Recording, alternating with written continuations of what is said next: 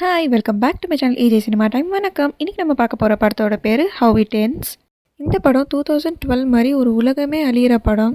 இந்த படத்தில் ஹீரோயின் ப்ரெக்னெண்ட்டாக இருக்காங்க. ஹீரோ வேலை விஷயமா ஊருக்கு போகிறதுக்காக ஏர்போர்ட் பக்கத்தில் தங்கியிருக்காரு. இப்போது அடுத்த நாள் ஃப்ளைட் ஏறத்துக்காக.